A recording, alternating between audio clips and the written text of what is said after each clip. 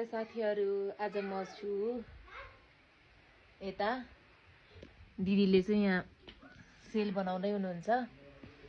हेरौँ अन्तिमसम्म सेल कस्तो हुन्छ।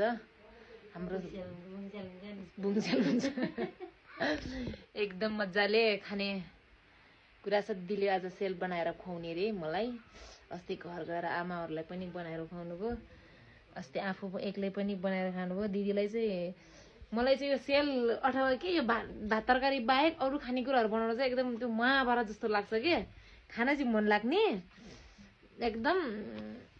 अहिले सेल भन्दाखेरि अहिले मुखमा पानी आइसक्यो तर बनाउन चाहिँ जाँगर फिट्टिकै सोच्दै झ्याउ लाग्ने के होइन। आज चाहिँ दिदीले बनाउँदै हुनुहुन्छ, कस्तो बनाउनुहुन्छ हेरौँ है। यहाँ पिठो मुस्दै हुनुहुन्छ। के केको पिठो हो दिदी? फापरहरू मकैको।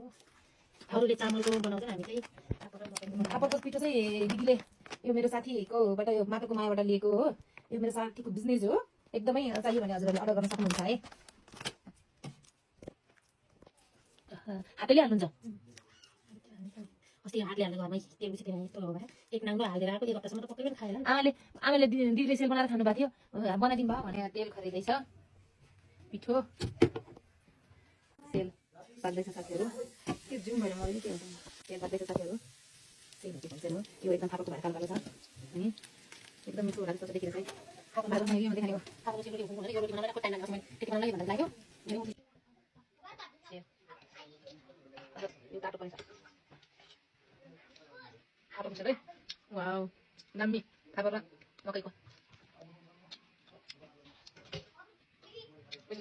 तिनीहरूले कलर लाग्यो। साथीहरू, हाम्रो दिदीलाई चाहिँ यो सेलरोटी बनाउन त्यो चाउचाउ उमाले जस्तै लाग्छ अरे कि, एकछिनमै फ्यात्ता फ्यात्ता बनाइहाल्नुहुन्छ है। खान मन लाग्यो भने हामी बरु त्यो बजारको एकछिन यसो चाउचाउ किनेर लिएर पकाएर खान झ्याउ भन्छ मलाई। तर दिदीले यसरी एकछिनमै सेल फ्याट फ्याट फ्याट फ्याट त्यो मुछेर बनाइहाल्नुहुन्छ कि एकैछिनमा।